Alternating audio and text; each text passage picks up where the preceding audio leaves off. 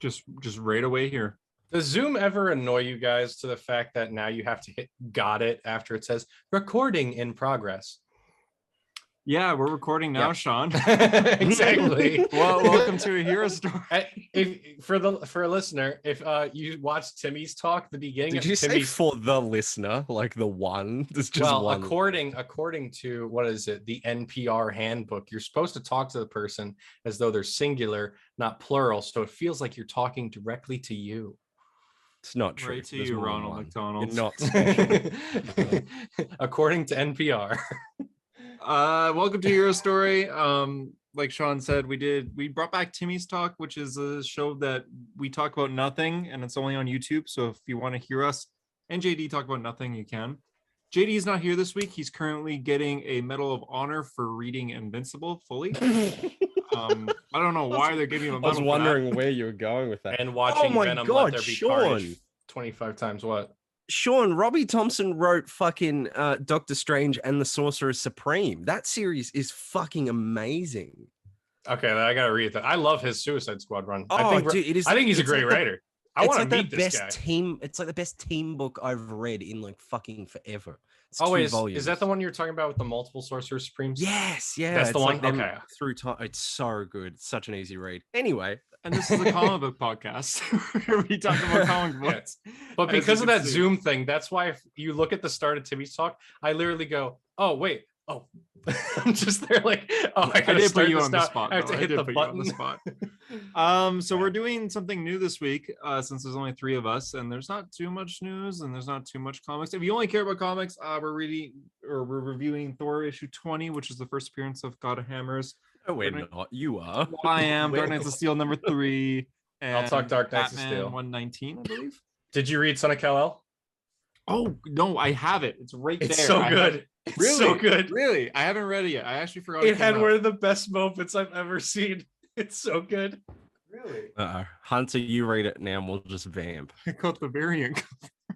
God damn it. You and your variants. Fucking variants, dude. Yeah. Did you see the message I sent in the chat? Yes, I did. Yeah, well, because literally, like, Hunter's like, you know what? I'm finally gonna tell my comic shop owner to get the main covers. I was like, well, I can't wait to see this fall apart so fast that Hunter walks out of there with 5 like 1:25 ratio variants, and he spends like $150 because he asked for main covers and somehow got the most expensive variants possible. I'm getting the main covers again in like 2 weeks, but yeah, I've been buying. Yeah, that's what he tells you about taking stuff off your pull list, though.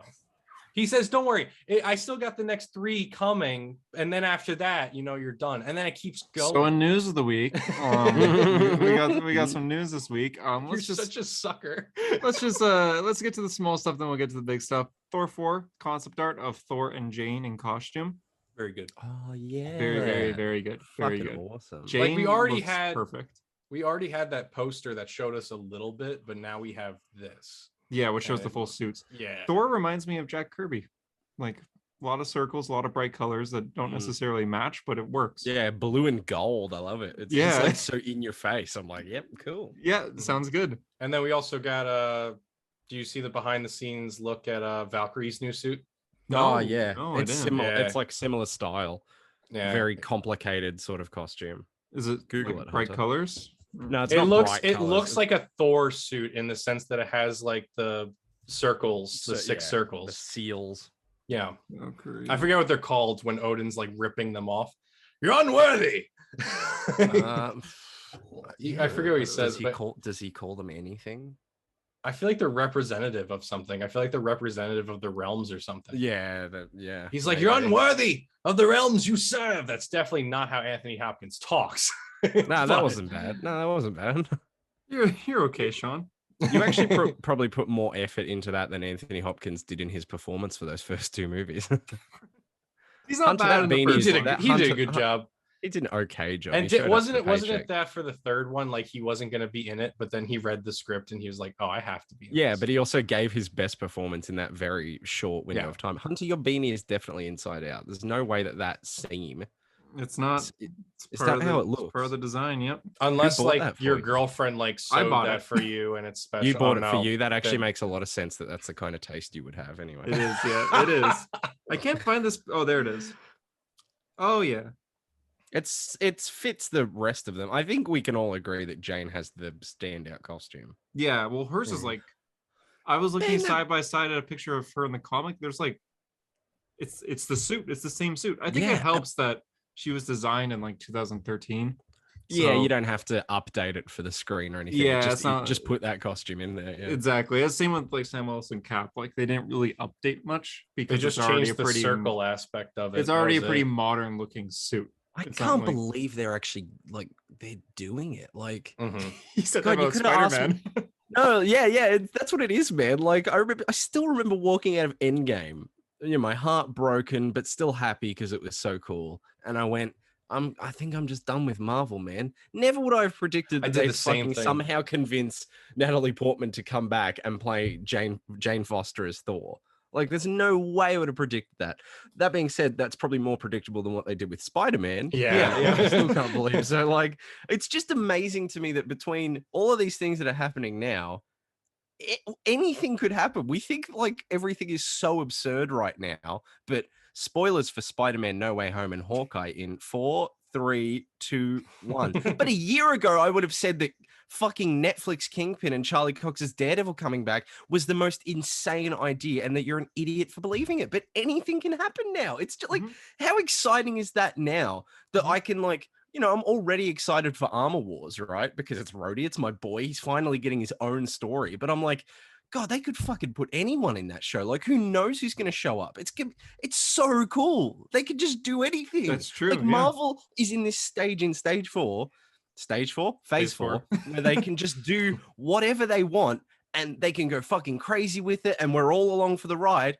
And then on the other side, DC is like, we might reboot and get a new Justice League. And we're all like, what is Which we'll happening? get to. Like, Yeah, it's I was talking to Harper 2 days ago where I was just like, isn't it crazy how in like the next Avengers movie or maybe Avengers 6, we're gonna get probably another Avengers Assemble scene, but it's gonna be Sam Wilson Cap and Daredevil's gonna be in that crowd. And like the Thing from the Oh. Fantastic Four is gonna be there. yeah, Maybe it's gonna be Wolverine. like, it's gonna be such a weird, eclectic mix of characters. You know what I mean? That we But never would have It's predicted. gonna be Like, awesome, yeah.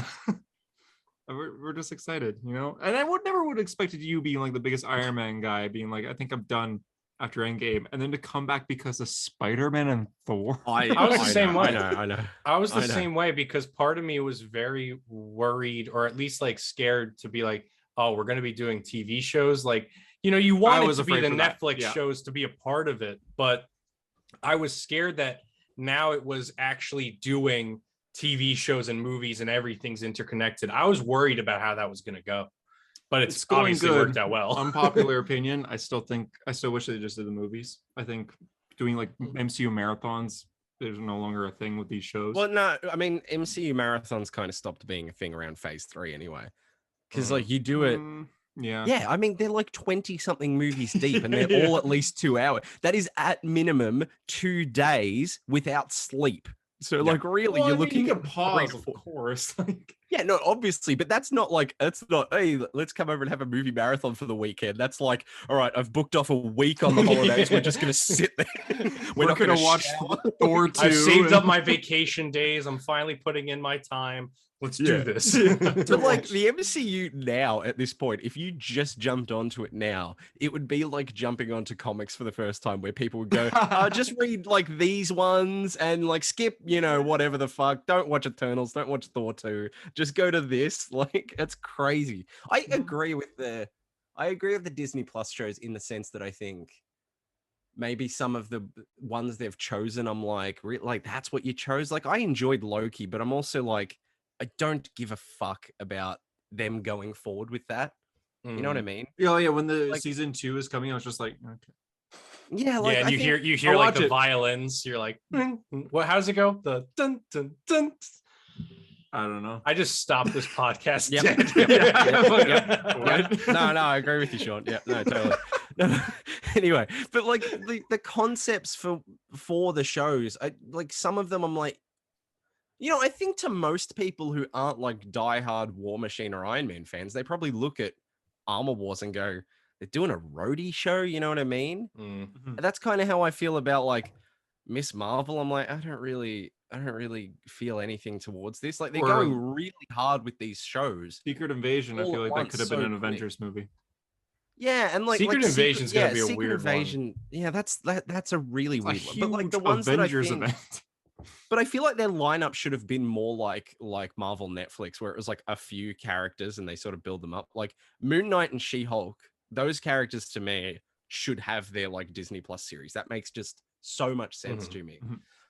As much as like I enjoyed WandaVision for like 8 out of 9 episodes, again, that was a series that by the end of it, you're like, okay, that was a cool like.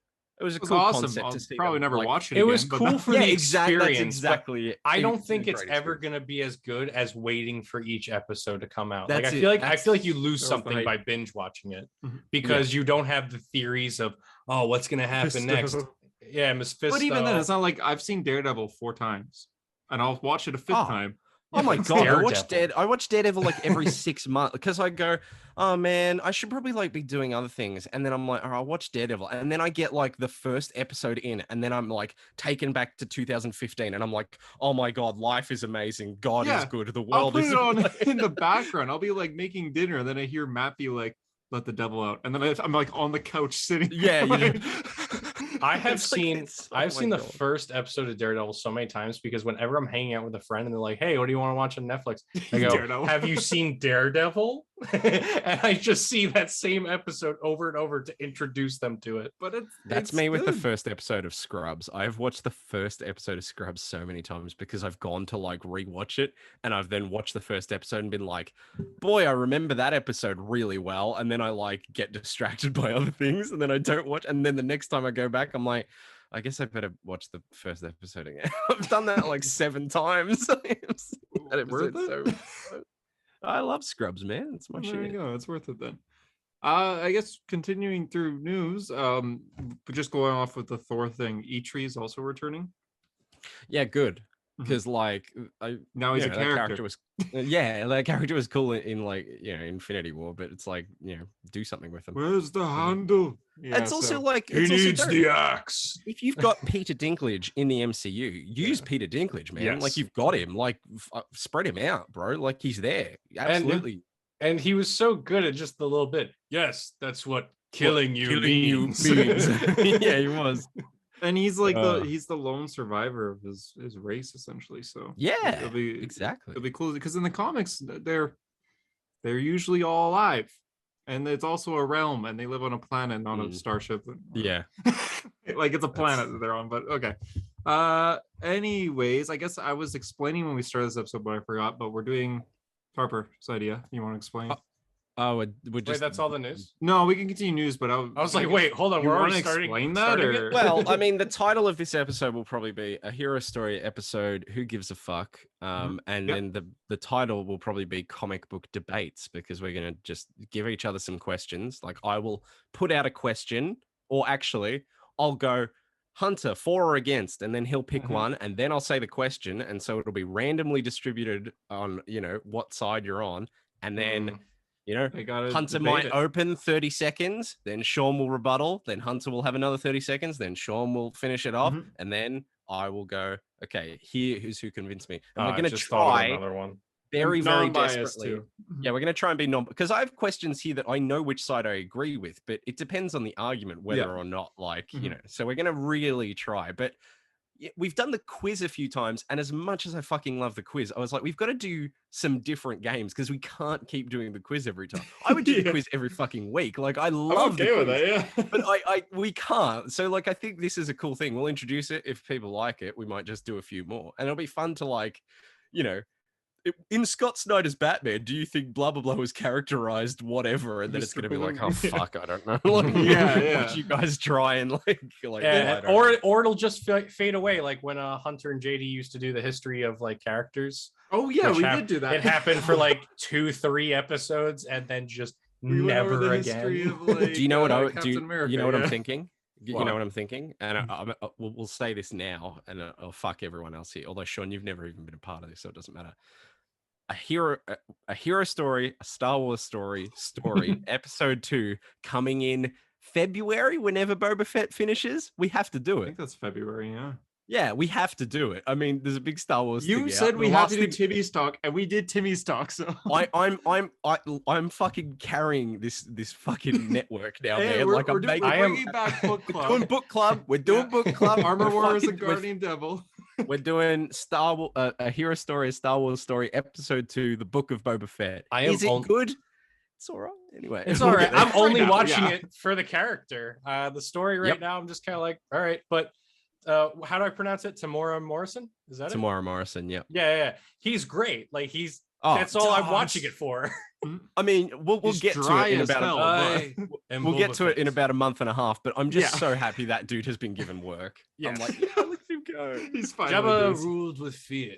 I intend to rule with respect. Like he's so good. Shit, he's so good. He's So yeah, so I guess good. we're doing that soon. And we'll just continue with the news of the week, though. Yep. We're doing the debate this episode sometime. Yep. For DC news, Flash leaks. Oh, Flash more? leaks. There's more? I We've didn't never know there talked was about more. it. We've never talked about it. Oh, we've not spoken about though. Oh wow. Oh, the God. reset. So for those who don't know, there's a big Ugh. Flash leak with a lot of sources saying this, but a lot of reliable sources too. Yeah, there's a few. There's like the Hollywood Reporter. Like when I saw that, I was like, "Oh no, this is legit." Like, Essentially if it's saying- like Variety or Deadline or the Hollywood Reporter, I'm like pretty confident. They basically, the leak is what we knew, but now it's like saying what we didn't know. So they're doing Flashpoint in a way where they're not making a Flash movie, they're using a Flash movie to Yeah. reset the DCEU, resetting the timeline to create a new clean state. So then going forward for DC films, it won't be confusing why Ben Affleck's not there.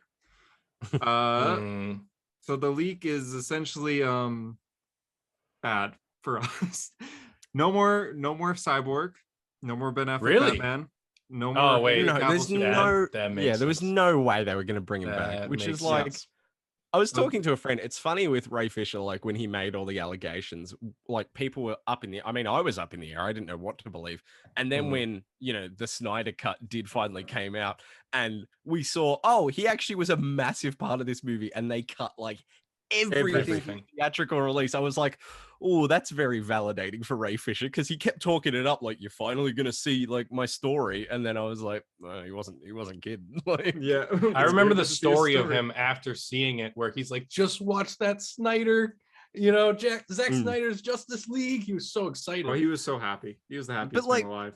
But now he but doesn't. he was arguably the worst character in the theatrical cut, in my opinion. He was because he was so fucking. I think it would be either him or Aquaman in the. Well, would say yeah, but at Aquaman least version. Aquaman was like my man, and he was being a dickhead. Like He was like exciting. but Cyborg was just nothing, and then he was like the best character in the Snyder cut. Like it's Yeah. amazing to me the one fucking 80 that happened between those two cuts of the Well, movie. they did cut like an hour from him, so Oh my God. kind of makes sense. But yeah, essentially Flash so I'll just go over the full leak in general. Yeah. The opening scene of this movie is a Justice League scene showing that the Justice League is active.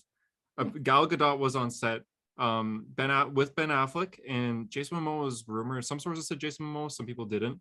And there's a scene where it's Flash, Wonder Woman, Batman, maybe Aquaman taking down some criminals, essentially. Very similar to Flashpoint Paradox animated. I was gonna say Yeah, it sounds it is. very much like the animated movie. Yeah. No Superman Yeah. though. Superman is apparently only in this movie on a TV screen using old footage from Man of Steel. Wow. So Okay. He's essentially, the best one of them. I know. Like, I don't know. Like, He was. it's Henry Cavill goes into every project like I'm a massive bloody fan of this. I'm Yeah, on The like, I'm Witcher. so I excited. know more about The Witcher than fuck. He knows more about The Witcher than whoever wrote the fucking Witcher, man. And he's the lead in that show. He's so passionate about Superman, and they're just like, let's not bring him back. Yeah, Like, exactly. how do you? I still- How do you fuck up Superman? You have the perfect Superman. How do you fuck that up? Oh my god! Like I still love the every time I story think of. about this. Oh, no, Sorry, you go Sean. first. I'm No, sorry. I'm just continue. because I'm just thinking about like every time I think of Henry Cavill, I'm like, wow, he got shafted, and then I think of Spider-Man: No Way Home, and I'm like, how do they do that? But Mhm. Warner Brothers can't fuck together Superman well once. Like they can't do him well at all. You have the perfect guy playing him too. Oh, he's so perfect. If that's Henry the thing, Cavill never plays Superman again, that'll be like an atrocity on the scale of the biggest. That's like a Pompeii level atrocity. Like Marvel had Robert Downey Jr.'s Iron Man, which is perfect casting, and then you have the perfect Superman, and you're not gonna use him. Yeah. I still love the story of him getting cast as Superman, where he's like, "Yeah, I missed the call because he was playing World of Superman. Warcraft. Why? Oh yeah, I was playing World of Warcraft. I was in a raid. Like, what was I supposed You to heard do? the phone ringing, but yeah, like Henry Cavill's just the best. But yeah, I guess they're not going to use him. Then the whole Flashpoint, he goes through different universes, which we already knew, including Michael Keaton's universe, which is apparently the last Earth he goes to. And then by the end of the movie, he goes back to the regular timeline, but things have merged. Michael Keaton is now in the main universe, and he is going to be the main Batman, kind of, because he ends up giving the mantle to Batgirl. So Batgirl, for the Batgirl HBO Max movie, will be the main Batman in the DCEU. The final scene in the movie is Flash, Supergirl from this movie, and Shazam deciding to form a new Justice League. What a fucking Shazam? collection. Yeah. Interesting. Okay. What a missed opportunity to have Michael Keaton like pass on the mantle to Batgirl instead of having Michael Keaton be training Terry McGinnis. Yeah. They're essentially doing that story, but it's not. They are, but it's not. Yeah, it's not Batman Beyond. See, so perfect. to play devil's advocate with it and everything, I do feel like, you know, every story is one that we haven't like. If we haven't seen source material for it, we're gonna be adverse to it. Maybe it could be good. I don't have much hope. I feel like the action will be great at least. So you say that, Sean, but I've never read a Spider-Man comic. But like, I wasn't adverse.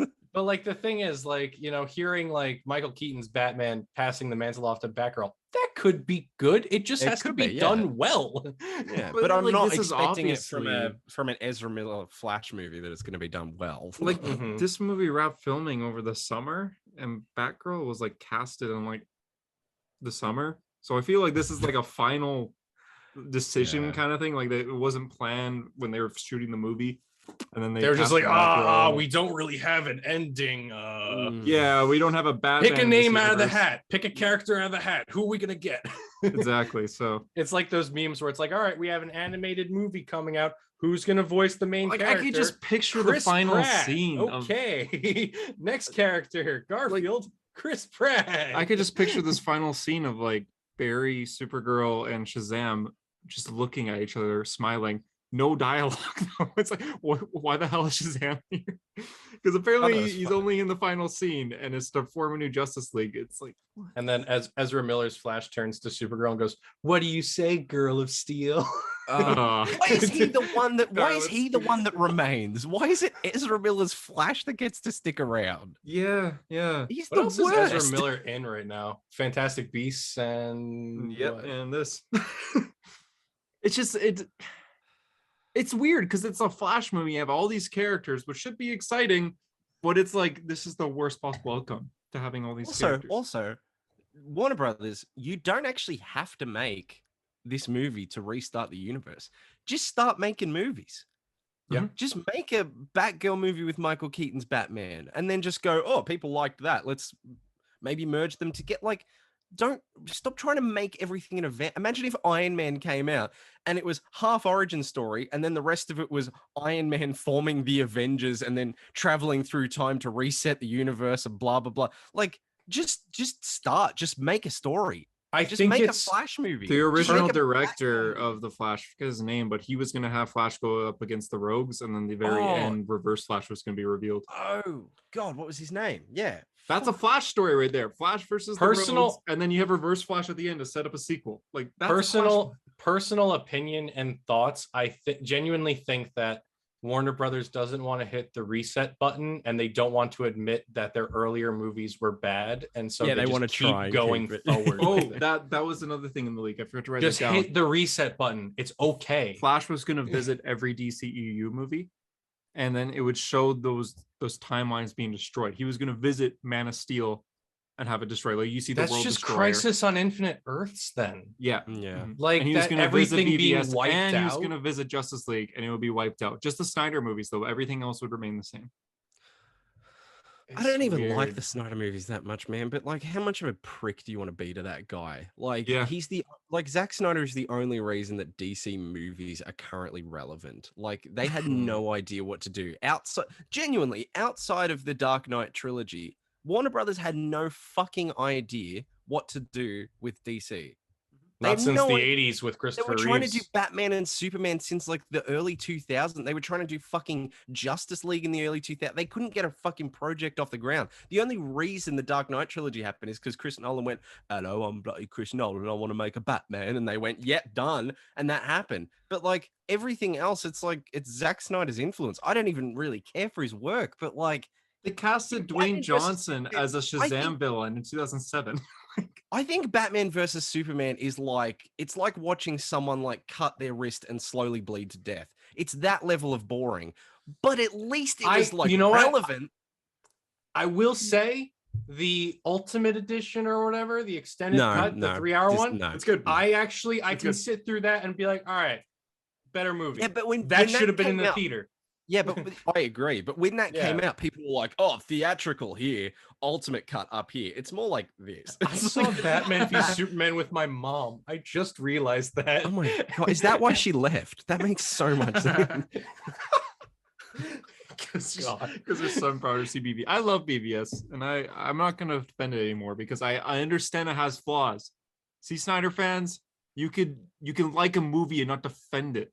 Yeah, that's, yeah. I you don't have totally to, like- understand why people hate this movie. I totally get why people say it's bad. I like it, but I'm not gonna defend it.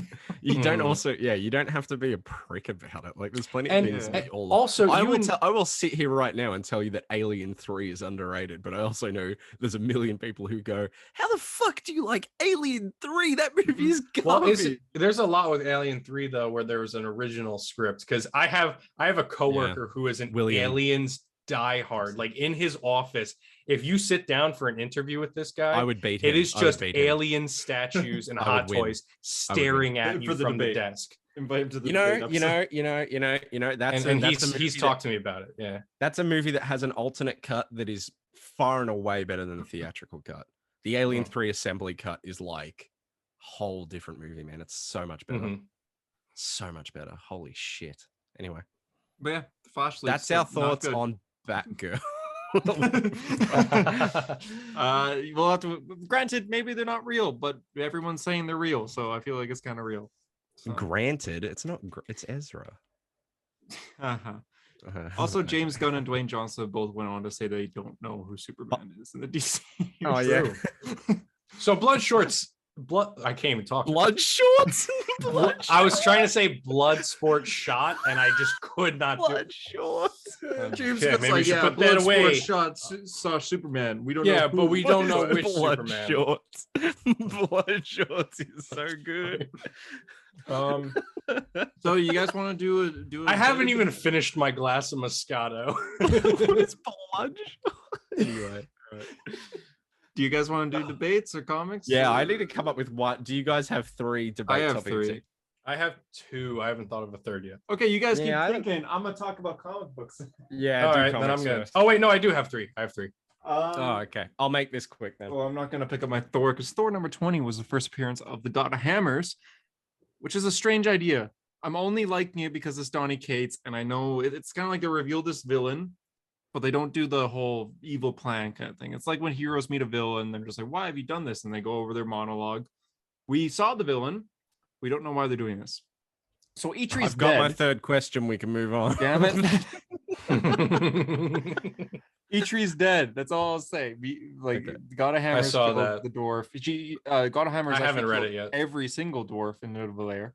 There's So one guy who is so excited to hear you talk about Thor, and then I just came up with the most basic ass question. Damn it. Okay, it's good. Mjolnir is a villain, which I find is weird. The hammer's alive.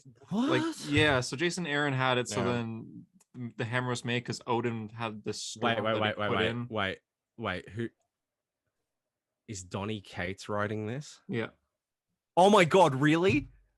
Yeah, because remember that Thor became a Herald of Galactus, and you couldn't think of that for the quiz No, question. the reason I say that is because you say, yeah, Mjolnir's alive and he's like a bad guy. That is the most Donny Cates thing ever. To like take a thing. I can't believe his Doctor Strange didn't have the cloak of levitation, like being an ancient god that wants to actually choke Doctor Strange to death but can't quite do it. You know what I mean? Like, However, the most Donny Cates thing in the world is to take a thing that we have known one way for like 80 years and then just go, what if it was this though? Like, I love yeah, Donny but you Cates. know what? He does a great job. He does a great job. I have you're right. full faith in Donny Cates with anything. But like that concept, if you go, it's a Thor story where Mjolnir is like sentient and is the bad guy. I would go, yeah, that's Donny Cates. Like, there are two writers that I feel you can hand them anything and expect greatness. Donny Cates, Tom Taylor. Yeah, I was about to say Tom Taylor. Give them anything. They will do great things. Yeah, I can see that. But yeah, essentially Mjolnir's alive. It has like a lightning body that it has a feminine figure. So not a guy, I guess. And yeah, she's Thor's gonna fuck the hammer. Yeah. Oh, that's it's just like what Korg said. You let the hammer pull you off? Yeah. Oh my god, you let the hammer pull you off. Donny Cates saw that scene and he just wrote that down, and now we're seeing write that down. But yeah, it's confusing because like Mjolnir's been around for like 60 years in the comics, and now it's killing people. Like it blows up rocks on Earth, essentially. But we don't know why. So we'll have to wait and see. We'll do a debate now, and then I'll talk comics in between debates. How about? Oh yeah, sure. I mean, I read comics too. I don't believe you. You're acting like you're the only one who read. You're gonna back me up for Dark Knights of Steel, though. Yes, I have a question that is really so good, but we don't. Are have you gonna to start time? Are we gonna time like 30 seconds? Yeah, I think you have to. Oh, Mike, I should probably plug my computer in before that dies. Sleep. I'm back. I'm back. Holy shit. I have a really good question. Can we start with it? Mm-hmm. Yep. Wait, we've got to decide whether we're like for or against, right? Harper, for or against? Again, are we flipping a coin to see who chooses first? Well, I'll say I'm against. Sean, are you Sean? Are you okay saying you're for this? Sure, whatever. Okay, interesting. I'm passionately against it. So I don't know what it is. Yeah, the question is here. I'll get a timer up first. If you were in the Marvel universe, okay, and you're a superhero in the Marvel universe, okay, would you sign the Superhero Registration Act? For Civil War. Who's going first? Harper, you're up. 3, 2, 1, go. Well, you said against, right, Harper? Am I going now? Yeah, go. The reason I'd be against it is because the limitations that are set with the Superhero Registration Act in the comics is far worse than the movie. Because in the comics, you almost can't do any sort of superheroing. You are literally a slave to a system, and you might want to help people. There might be people in peril, people dying, but you can't go out there and do anything about it. On top of that, the people that are closest to you are going to be in danger because this agency has your name, has your identity. And as we saw, I had a great point too.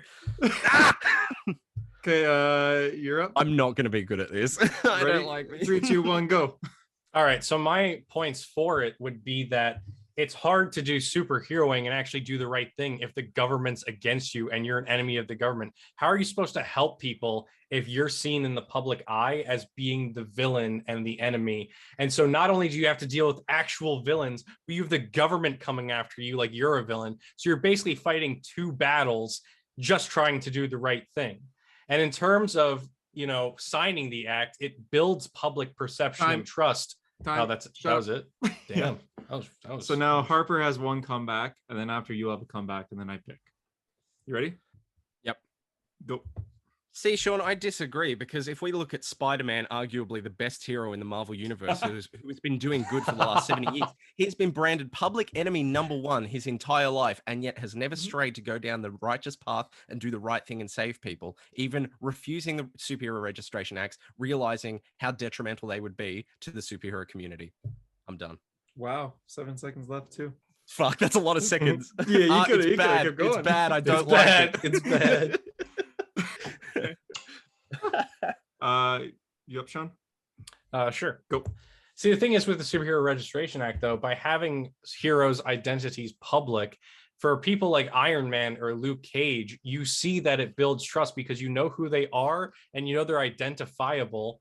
And so they're like, for the I can't defend this. Yeah, but you had me for a bit. No, I can't. Like with Luke Cage, yes, it makes sense where he's identifiable because he's like a man of the people. But in terms of Iron Man, I'm like, he's a prick. Yeah, That was so. time.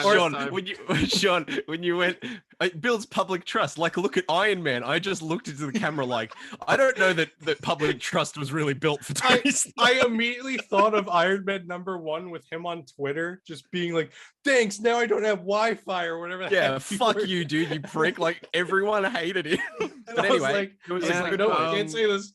Yeah, Harper, you win that. I'm sorry. You had something there, Sean. You were talking about people with no mask, like Luke Cage. I'm like, okay. I also continue. agree with Sean in some areas too. It's like, God, the idea of accountability versus oppression. There's a lot there. Yeah. It's interesting because that's the thing that the comic book never really tackled. Like, Yeah. You had something, then you just gave up. I gave up because you know what kept echoing in my head?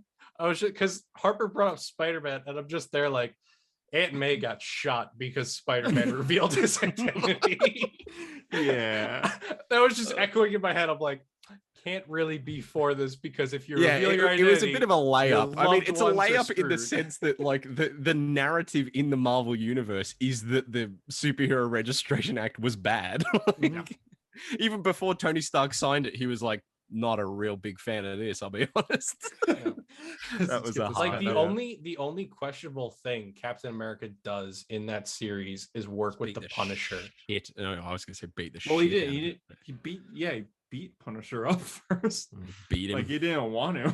No. But But Cap anyway. is a fuckhead in that. But anyway, carry on.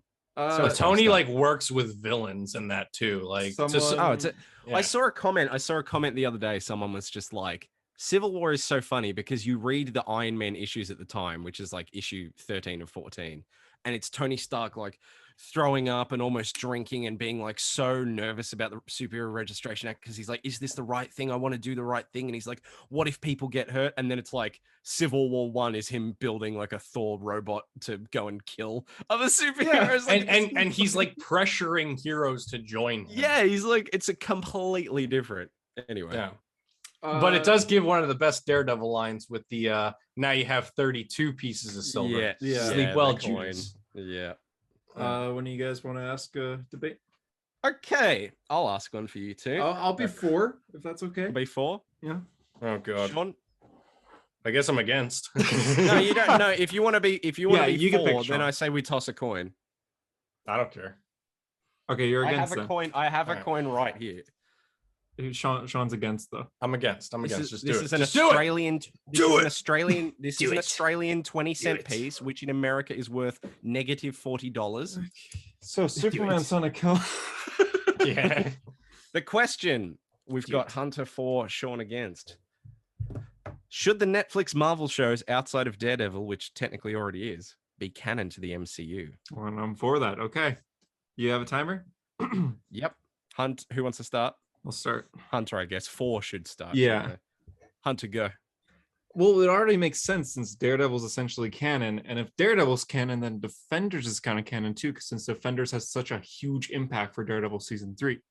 And in that, he's just working with the other characters besides Punisher. But even then, Punisher's in season 2. So if you're saying these other characters aren't canon, then it makes Daredevil's whole storyline doesn't really make sense.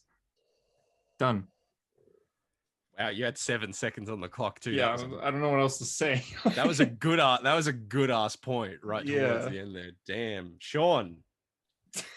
Well, Go. if we're talking against, unfortunately, just because Daredevil's canon, it doesn't necessarily mean that the shows happened. It could be like comic book logic where things happen, but not exactly as maybe you thought them, resets, etc. And also, we just had a movie with 3 Spider-Man who are all Peter Parker. So we understand variants. So it's very possible for the Netflix shows to be in the multiverse, in other universe, especially since we have actors like Mahershala Ali playing both Cottonmouth and Blade.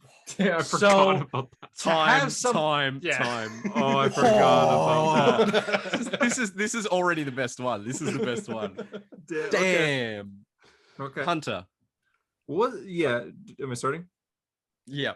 Wasn't there another character that appeared multiple times in the MCU? She was the woman in Civil War who's just Viola like, my Davis. son died. Yeah. She's in multiple things, and it's fun. Oh, she's Yeah, in that Luke just Cage, proves my point in the sense Uh, that variance. Um, I know we're yeah, supposed to be doing but rebuttals. Sorry. but like Daredevil is canon. We already know that, so it makes sense of the other. I'm just gonna go back to my regular point. It makes sense, you know. We can't have Defenders without Daredevil season 3. Ooh, Yeah, time. that's That was a damn it. good last line. You managed to pull that back from Whew. like I don't give up from- like you, Sean. Sean. Go. Okay, by bringing up Viola Davis's characters, where she was a mom and then Cottonmouth's sister, you basically oh wait, what? I don't even remember her name. See, that's the problem with the Netflix shows. If you're gonna make them all canon, you have to make Iron Fist canon and the second season of Luke Cage and the last 2 seasons of Jessica Jones canon, which, in all honesty, are not something that are MCU quality, and so you shouldn't have them in the MCU. And it's very easy to shoehorn them into a multiverse. Okay. Jesus Christ. Okay, so even that was good. You guys both had like A+ first rounds. Like I'm really struggling because Hunter, your point about, you know, all the other shows are so essential to Daredevil's kind of stories is very true, especially for Defenders. And I see it like, even if you just say it's very important that Defenders is there, then it's like by proxy, all the other things. Well, yeah, even season 2 of Daredevil, Punisher's like a major part of that. No. Yeah. wait. Yeah, and God, actually, you could have won the battle, Hunter, if you had have just gone, oh, well, if you decanonize Punisher, then you don't get the no, wait scene. And I would Oh, he's right. You're right. Right. Yeah. That's He's really, out of line, but he's right. but Sean is also right in the sense that they could go, yeah, Daredevil, the TV series, is MCU canon, but the Netflix Marvel universe was a variant. Like in that universe and the MCU, Daredevil happened the exact same way, but Defenders maybe happened slightly differently. So they could. Oh my God, that's really. I almost want to go for like a third round because I'm really 50-50. My point's like, made. My point. I could say one more thing maybe, but my point's made. I don't know. Like that is. I've got to decide, don't I? Yeah, you do. Jesus. I'm gonna.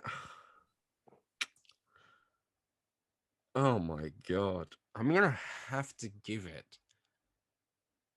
Sean, what was your first point? Was that Before there? it was Blade Before the variant and Cottonmouth. Before the variant, yeah. I'm gonna have to give it on to Sean, just because Hunter's second, like his rebuttal was just a calamity. Even though he brought it back at the end, I think I would have gone with Hunter. Just that first point you made, Hunter, about like, you know, what's the point in not doing it? Like it's there, it's already like tied together. Just bring it over. Although Sean, I gotta say, this is such a long one. I really apologize to the listeners that I'm being such a bitch about this. But Sean, your point where you go, well, yeah, obviously Daredevil, bring that across, and even Defenders, but you're like Jessica Jones season 3 and Punisher season 2 and fucking Iron Fist, like those aren't the same. Like, why would we want? Who gives a fuck? You are very right on that, so I'm gonna give it to Sean. I was gonna argue back with that if we had a third round. That I think Thor 2 isn't that good, but it's still MCU canon. They talk about it in Endgame. Yeah. the only exceptions to the rule of the set, like Daredevil, every season is phenomenal. The only exception to the rule that like following seasons are better than the first for shows is Iron Fist. Because Iron Fist season 1. No, I didn't I didn't like Luke Cage season 2.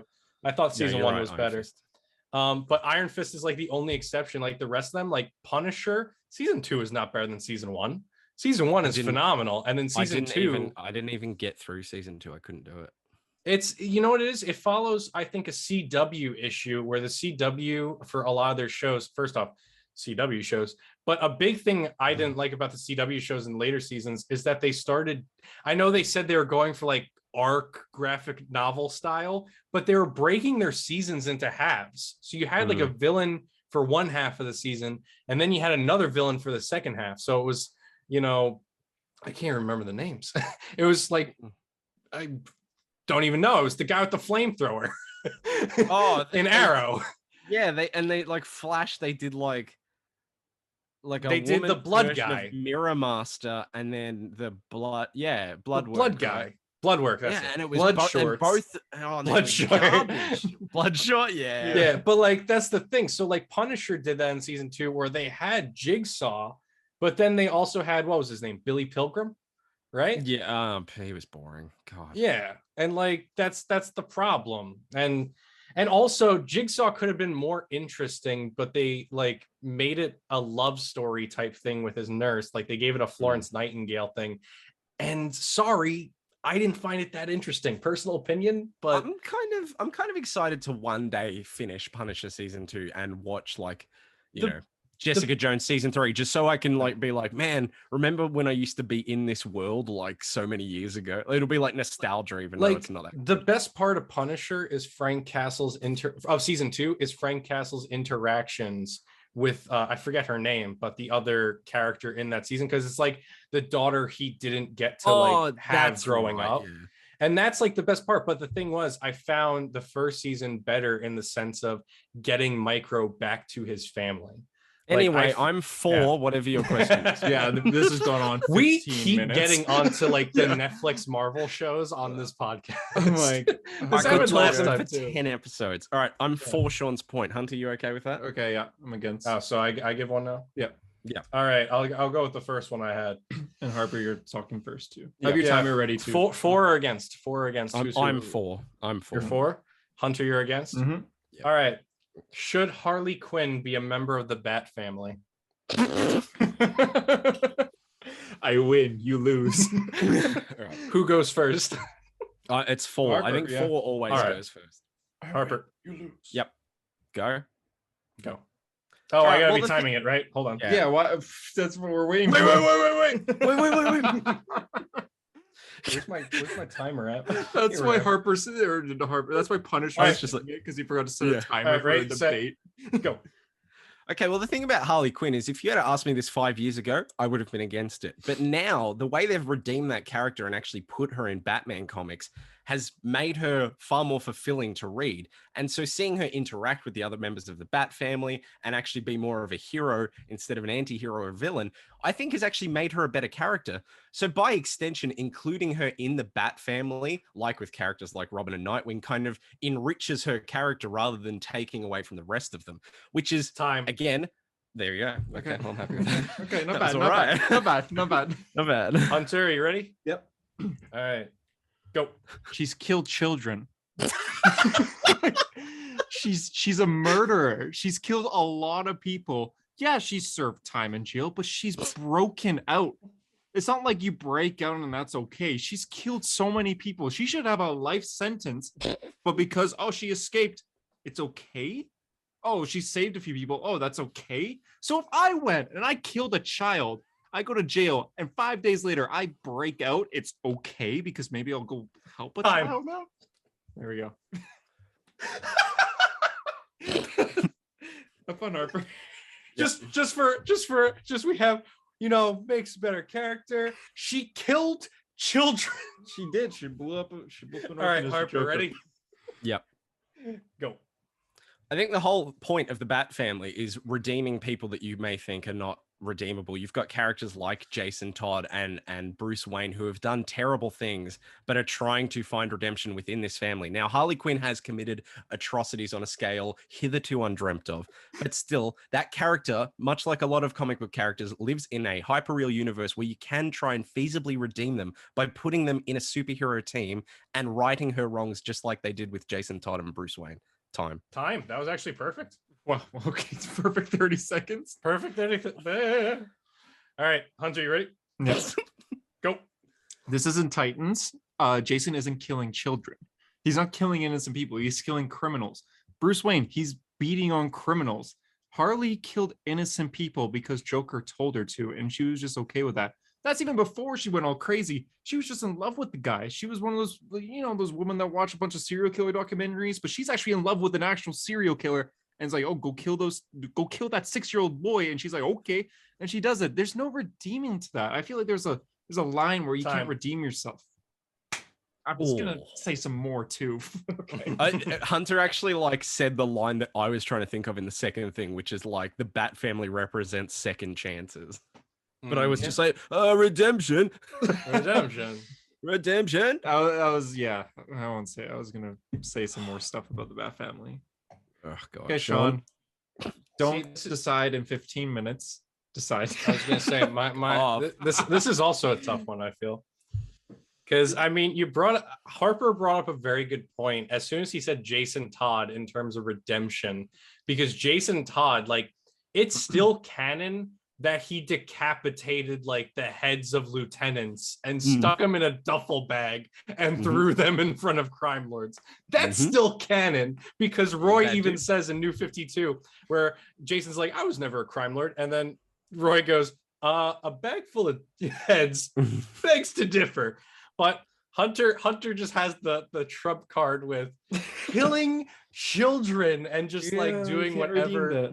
Like, and unfortunately, Harper didn't bring up Joker in the sense of her being like brainwashed or victimized. Well, it's because I was trying to go with points that I somewhat believed, and I was like, I could play like the Tumblr fangirl card and go, it wasn't her fault, she was brainwashed and manipulated. But when Hunter says she killed children, that rebuttal does not work. You know what I mean? Like that you can only talk about the character after she's done the acts and not, oh, but she didn't mean to, she was brainwashed. No, you've got to go for like the, well, what can she do now sort of thing.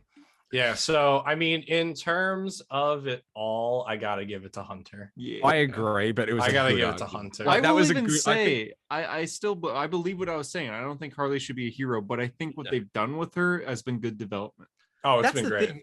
That's what I wanted. If we had more time, it would be good to dive into the universe, because I'm like, well, you look at the book she's in, we all kind of buy it, even though we really shouldn't. Like we shouldn't buy the fact that she's been part developed of this team for like 6 years now, and it has been good. And even in like her development, like New 52 Harley Quinn just like blows people up with rocket launchers, but it's made to be funny. And so you're just like, all right, cool.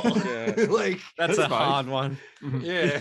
These debates are predicated on whether you say for or against before the question is even asked. Yeah. Do we want to do another or do a comic and come back? Or well, we've done a first round. Let's get into a comic and then sorry, Harper. Periodically. Dark Knights of Steel, real quick. I'm gonna read Daredevil while you guys so talk. good. Okay, it is DC's best comic. Like, my God, this is perfect. Zala is so cool. Yeah, I actually wanted the variant cover for this. So. Which one did you get? Superman? Okay. Yeah. That's very nice. That's a pretty fucking cool cover. Right? Yeah, it's very good. Good job, Roy. Good job. That's a cool ass cover, yeah. Yeah, so the fights in this are really, really, really cool. Really good. They're really, usually for comic book fights, it's just like it's a page turning, you know. For this one, I'm on the page for a while. I'm like, oh my God. Supergirl punches just a guy rampaging. Yeah, she punches through a guy, like several people, and her heat vision, the way it's drawn, it's not just looking, she like spins around with it, and just she basically executes people with it. Like, and the best is when you see Bruce and Alfred just in the carnage of the aftermath, and you just see like body parts all over the place. Like she obliterated and just, it's like, it looks monstrous. There's even Supergirl, she's the villain of this series. She's not Kara, she's actually the Superman's daughter. She's the daughter of Jor-El. She's different. She's a new character. She's a new character, essentially. It's not Kara. So she's a crazy. We've seen Kryptonian villains before, but like a young female Kryptonian villain who's like, she's just bright revenge and fear. It's very cool. There's a scene where Black Lightning and Constantine, they're on a boat and they look up into the sky, and the way it's drawn, showing Supergirl very small in the sky, but it's terrifying. Like right here, they're just like, oh God, when they see her. And Black Lightning has such a cool moment where like the front mast of the ship is an antenna for him to and direct his lightning. It's so cool. It's a cannon essentially. So he fires a Supergirl, and she goes down, but then she this comes back up. Series keeps catching me by surprise because, spoilers, they killed Black Lightning, which I was not expecting to get that by issue 3. Yeah. He was my favorite character. So when that happened, I was like, oh no. it's just every page turn, you're just like, whoa, okay, this happened. Also, when you said that they were on a boat, I just kept thinking of the Lonely Island. I'm on a boat. She grabs a piece of wood, stabs it through Black Lightning's back, whispers in his ear, "No more kings," and flies away. It's like, oh god. And even then, Black Lightning's last words is like he knows that he's dying. So Constantine goes over to him and he says, "Listen to me. Anissa is queen now. She'll need you. Fight. This world can be so beautiful. Don't let them take it." And he dies. It's like, and oh this, God. this series isn't just good because of the action, the surprise moments, and the dialogue like that, but also the humor still hits really well with like Harley Quinn, where Kal-El's like, well, we didn't have prophecies on my planet, so I don't believe in this stuff. And then Harley Quinn goes, yeah, but your planet blew up, and maybe a prophecy would have helped predict that happening. Yeah. And then the other one was, what was it? Oh, it was Constantine, where it's like, I think it's Hippolyta, where she goes, I'm talking to somebody who I'm pretty sure. Oh no, it was Lois. And she goes, I'm pretty sure I'm talking to the people who just offed a monarch. And John Constantine goes, I don't really have a rebuttal for that one. He's like, yeah, I can't really disagree there. This is gonna be awkward. Yeah.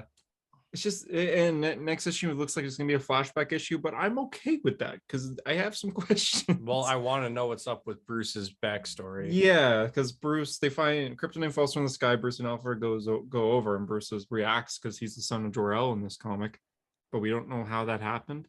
So he falls back and he starts to tell Alfred. We know how an affair was had. Yeah, but we don't know the story why. Yeah, we don't know why. We don't know when. Or well, I guess we kind of know when, but.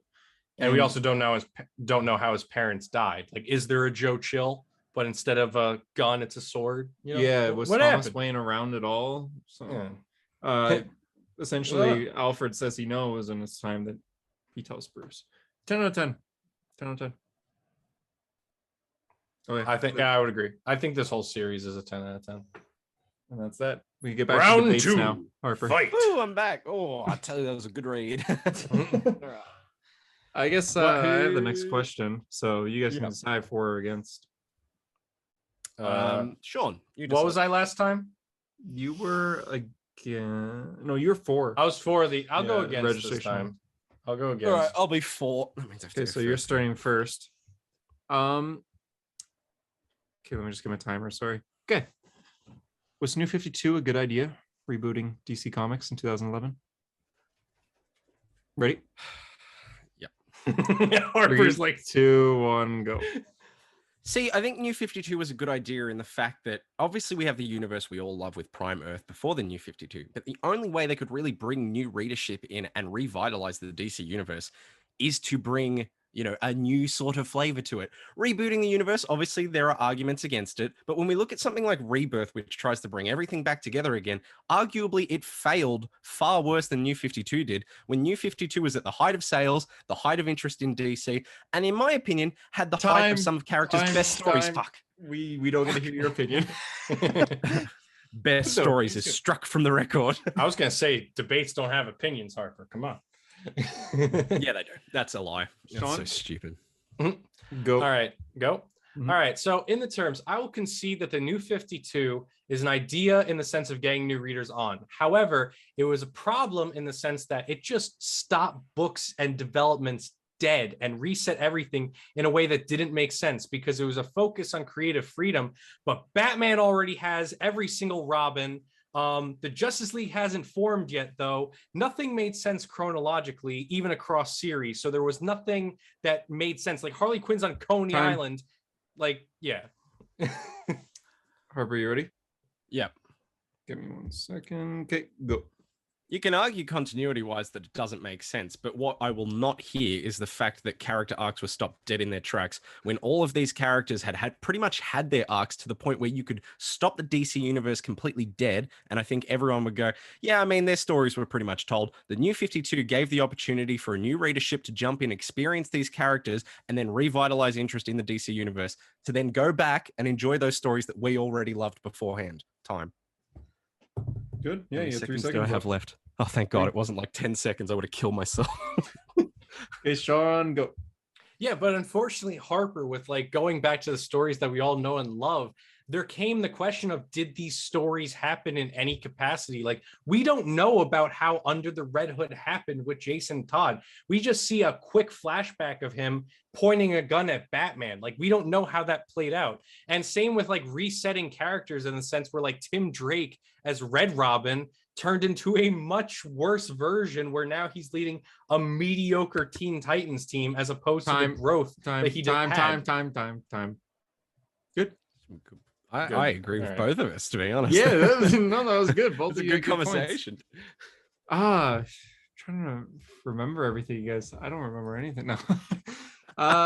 Harper, I think you had the best point saying like it was. I didn't really agree with. Give it to characters. Harper. I think Harper had it. I think Harper. Yeah, I'll give it to you. I don't agree when you were saying that characters stopped track before New 52 happened, but I do agree.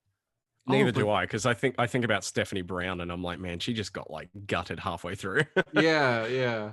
But for sake of argument, I totally believe that that's the case. But you saying like the best story, we had some of the best stories come out of it, and that's 100% true. Like Batman, Justice League, Aquaman, those are Red Hood and the Outlaws. Yeah. He's Starfire. But Sean's like, you can't give opinions, but I was going for that emotional appeal. I was like, but in me, what it means to me, those stories matter. Sean still has a good point too, but Harper, yeah, gotta give it to you. I think that was all around a very good debate because Sean's speaking and I'm sitting there like, I agree, because I'm thinking about the killing joke. In your head. I'm thinking about Batgirl and I'm just like, man, the killing joke is so essential to New 52 Batgirl, but we're all sitting there like, but is it like actual killing joke or is it a different killing joke? You know what I mean? Because when they tell the story, it's like slightly different. So yeah, no. That's but Harper went full Daredevil in the trial of Punisher.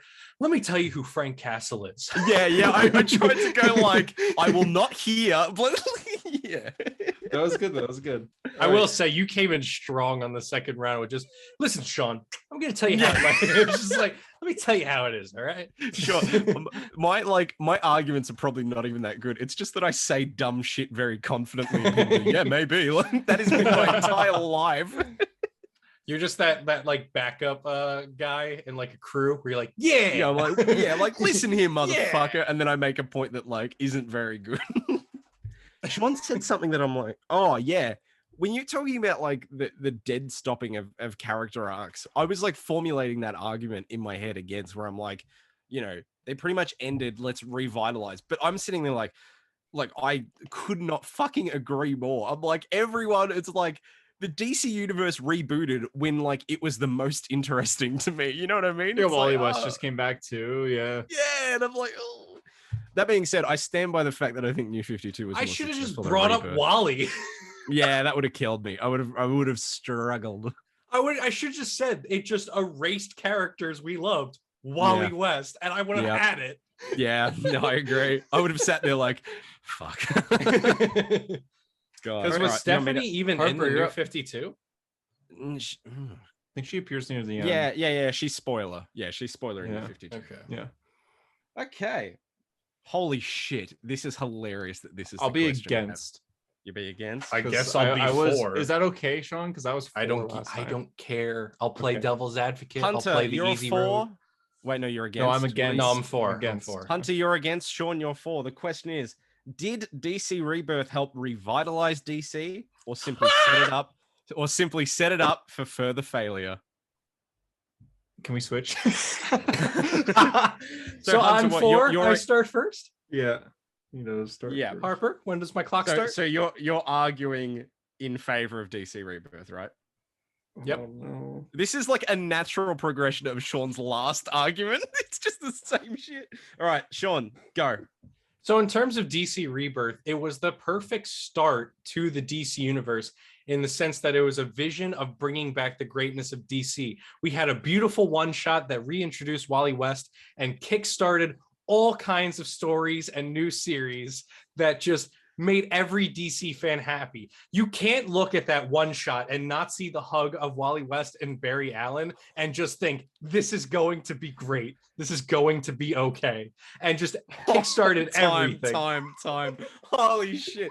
Sean, that should have been like your second half to end it with, it's all going to be okay. Because like, I'll be honest with you, like I look at DC Rebirth, I love the start of it, but then when it all petered out, I was like, I shouldn't be saying this. I'm giving Hunter arguments. Thank you.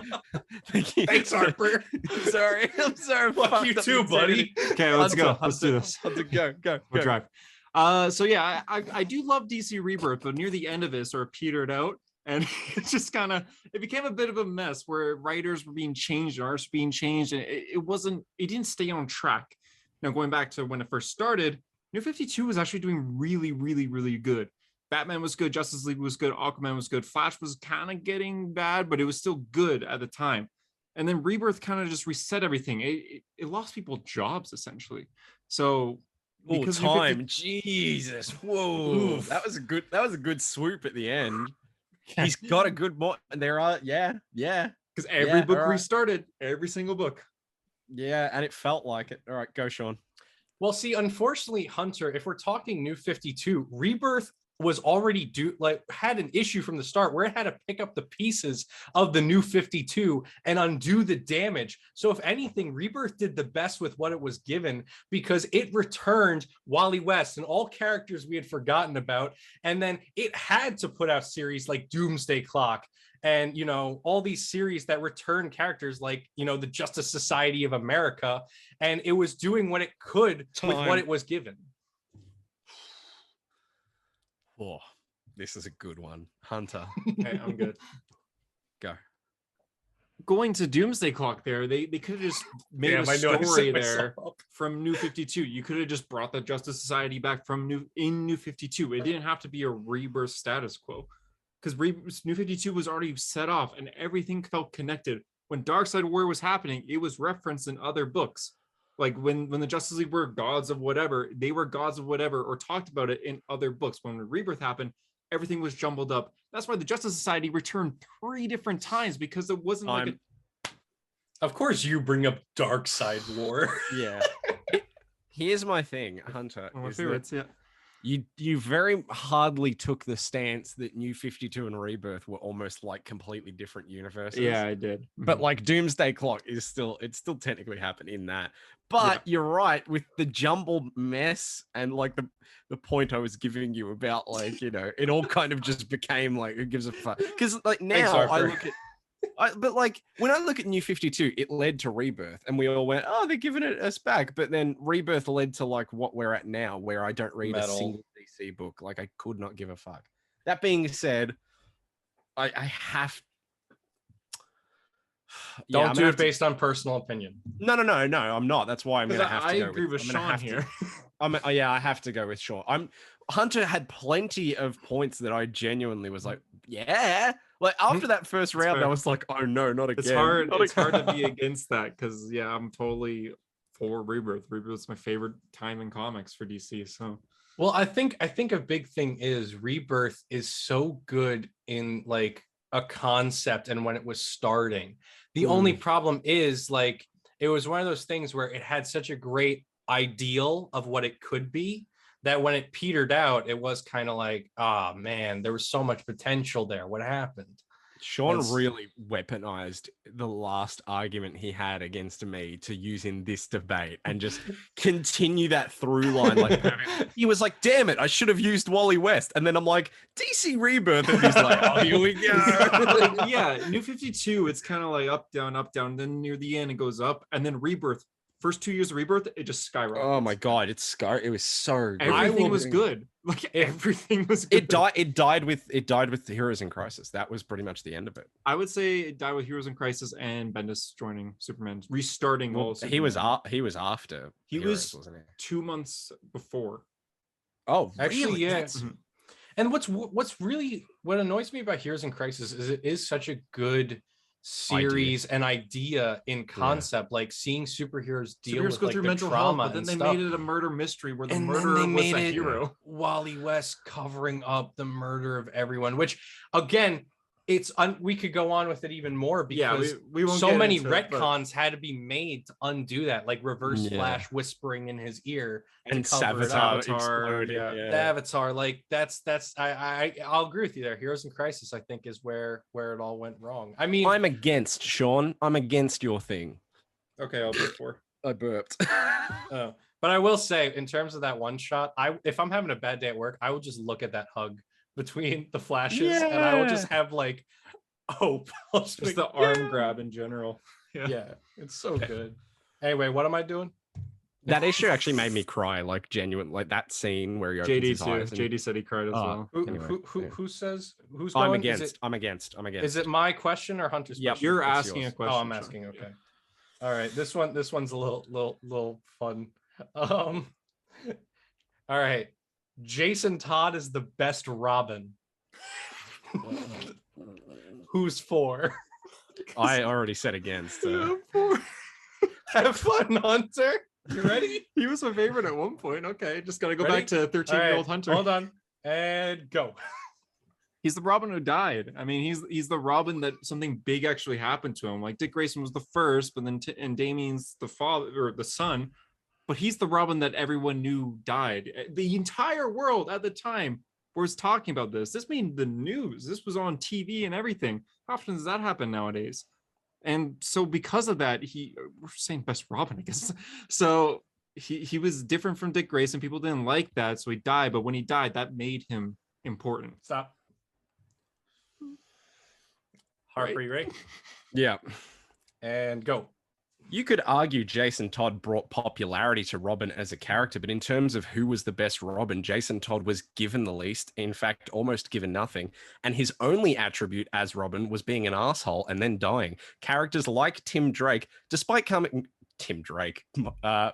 Oh no, I've lost my point. Dick Grayson, despite coming beforehand, still had more character than Jason Todd. Jason Todd was kind of a B-grade ripoff. Then Tim Drake carried that mantle forward and made Robin a complex character. Oh God. I said Tim Drake and then I was like, no, that's a singer. And then I went, no, that's just Drake. And then I was like, who am I thinking of? And then I was like, no, Tim Drake is. And then I was like, oh no, it's fucking Dick Grayson is who I'm trying to think of. God. Anyway. Hunter, ready? Yep. And go. Hunter has a I know, like he wasn't the greatest as Robin, but coming back as Red Hood, there's been a lot of flashbacks to him as Robin, where he was the guy that was misunderstood. He was beaten by like his parents. His mother died when he was just a child. Like he went through a lot, so it makes sense that he's not lucky go happy Dick Grayson here. He's a kid that just went through so much as his child, and now he's being told to dress up and jump in front of gunfire. He's still doing it, but he's more of a realistic take on a kid in that situation. Stop. Oh, well done. Oh yeah. Ooh. Okay. Go. I just realized that Hunter has a Canadian flag Batman. I logo said on the his same thing chest. right before he started. I was like, he's got a Canadian flag Batman t-shirt. I have a What? Superman one too. All right, Ray Harper, Yeah. go. Hunter, yep, you could argue that Jason Todd has absolutely become a much better character as Red Hood, but at the end of the day, the question was Jason Todd the best Robin? And unfortunately, no, he wasn't, because Jason Todd really wasn't a Robin, he really wasn't a character, and he only finally came into his own when he took over the identity of a new character. So he's not the best Robin. He might be a good character, though. There you go. Well, I was saying the flashback. No, I know. you had to make it like retroactively about the flashbacks because you went, he might have not been the best Robin, and I was like, the question is he the best Robin? Yeah, I know. Yeah. I thought Harper was gonna take it a dark route and be like, he wasn't a good Robin. The only thing he was good at with Robin is being a body bag. Like I thought he was gonna. Well, go that's what I really said. I was like, dark his route. biggest achievement is being an asshole and then dying. Like, Yeah, that's all yeah. he's got. I mean, No. I will say, Hunter's That was good- closer than I thought. It was closer Hunter's than I good thought. points in the sense of like, I feel like you stumbled by bringing up Red Hood because again, like Harper Yeah. said, the question is who's the best Robin. Yeah, But I was trying to It think of does. flashback I stuff. feel like you brought up a good point in the sense that like a whole thing with Red Hood is, how absurd it is that like child soldiers are fighting Batman's Mhm. war essentially. And so in terms of that, when you're talking flashbacks, it does add context to like who he was as a character. Batman Just because it explains his Oh my- character, I don't think makes him a better Robin. I just think it makes him a more interesting character. You just reminded me of a point I was going to make earlier with the Harley Quinn thing, where you're like, she killed children, and I was going to go, is she really that different from the guy who recruits children that get led to their deaths anyway? I was like, she fits right in.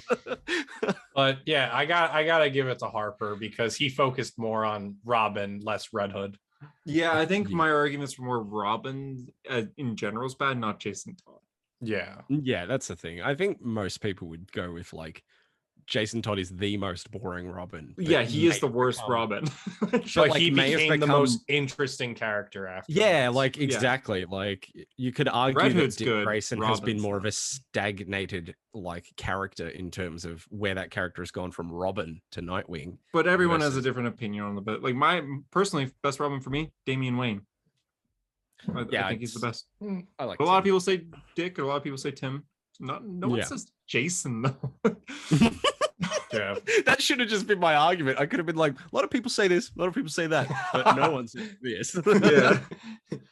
If you give them a multiple choice question, that will not be one Although, of the... Hunter, great point about the popularity part, because before Jason Todd came along, it was like Batman, oh cool, and then Robin was like, there were a lot of homosexual jokes levied at Batman because he's got a little like boy sidekick. What do they get up to? You know what I mean? And then Jason Todd kind of came in and made that character more legitimate. And then when he died, that was kind of what anyone knew about Robin. It was, there's Batman and Robin. What did Robin do? He died. Yeah. And So I will that's say, that's a great point. When you said that, like, not many things have made the news, like, you're right. Like, Superman's death, just the recent example with John Kent being bisexual. Oh yeah. I guess not much makes. I know the Cap's news. death made the news too. Captain America in 2006. You know what would have.